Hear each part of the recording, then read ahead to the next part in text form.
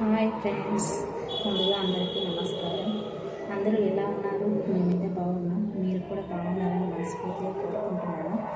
అయితే ఈరోజు నేను పప్పుచారు తయారు చేసే విధానం ఎలా ఉంటుందో చూపించబోతున్నాను.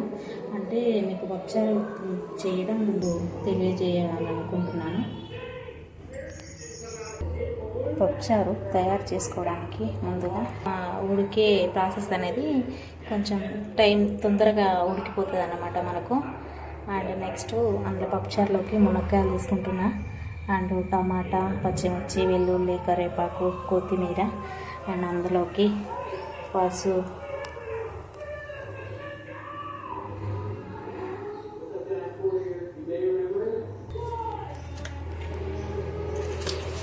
ఉప్పు అండ్ పసుపు అండ్ కారం,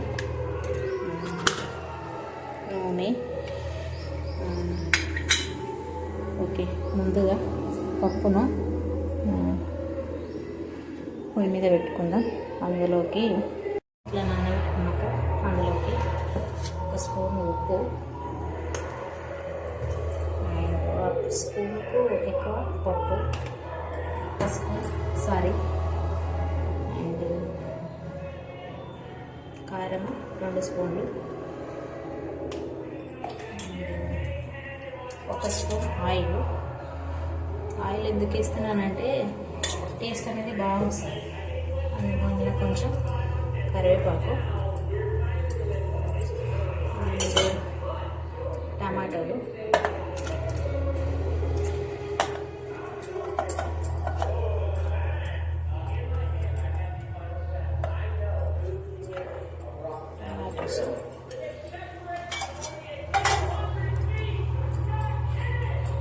ఇవన్నీ వేసుకున్న తర్వాత ఇక పొయ్యి మీద పెట్టుకొని ఒక 2 విజిల్స్ చాలండి. ఎందుకంటే మనం పప్పును ముందుగా నానబెట్టుకున్నాం కదా. ఓకే,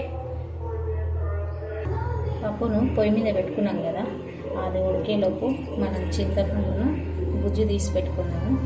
అండ్ అంతకుముందుకే నేను ఈ మునక్కాయలు అనేవి మా చేతులతో తీసి శుభ్రం చేసి పెట్టుకున్నాను. ఓకే, వెళ్ళాక పప్పును పొయ్యి మీద పెట్టుకున్నాం కదా, ఆల్రెడీ 2 విజిల్స్ వచ్చినాయి. ఇప్పుడు నెక్స్ట్ ప్రాసెస్ ఏంటంటే వేరొక బాండి తీసుకొని దాంట్లో మునక్కాయలు అండ్ చింతపండు కొంచెం వేసుకొని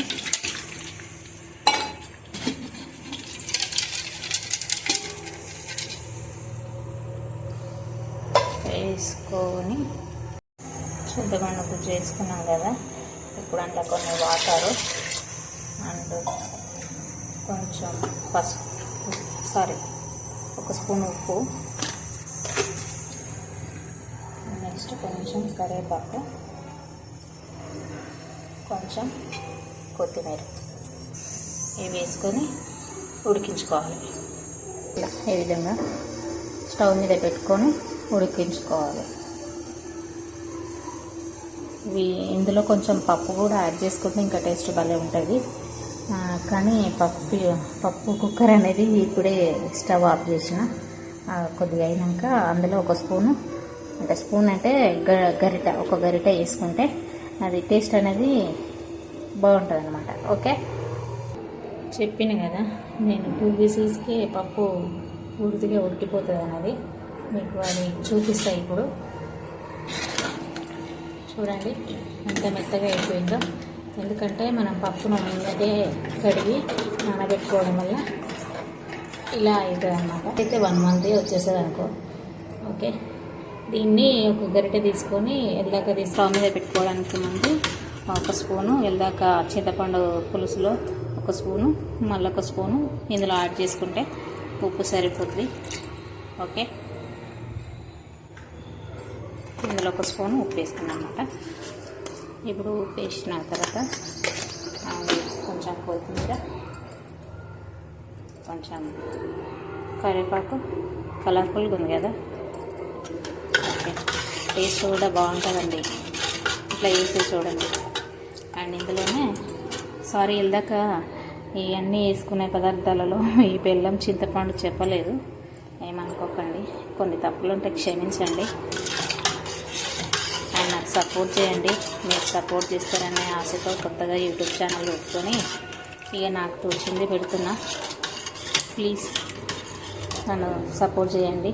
కొంచెం మా ఛానల్ని సబ్స్క్రైబ్ చేసుకోండి, షేర్ చేయండి అండ్ సబ్స్క్రైబ్ కూడా చేసుకోండి.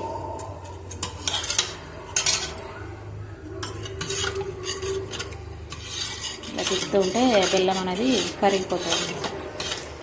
పప్పుచారులో స్టవ్ మీద పెట్టుకోవాలి. కొంచెం వాటర్ వేసినాం కదా, కొంచెం మరిగితే మరింత టేస్ట్ అనేది యాడ్ అవుతుంది.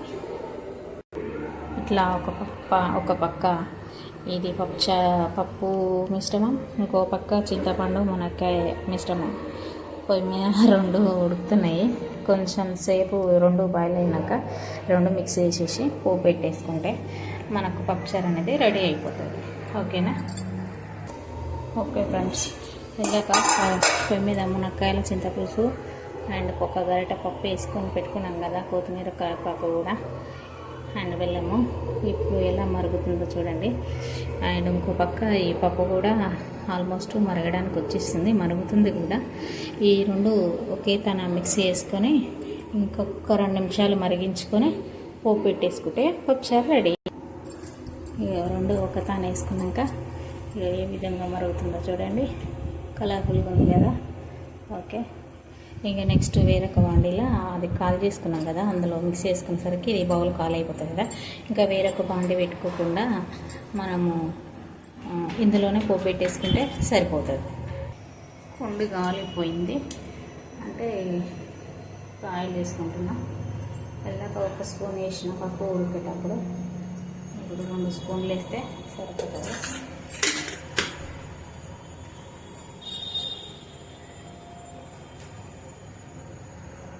ఆయిల్ బాగా కాగినాక జీలకర్ర, ఆవాలు, ఎండుమిర్చి వేసేసుకోవాలి.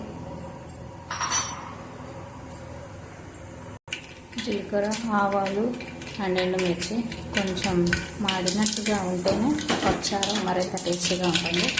నెక్స్ట్ వెల్లుల్లి, ఆ తర్వాత పచ్చిమిర్చి, లాస్ట్లో కరివేపాకు ముందే వేస్తారు అందరూ.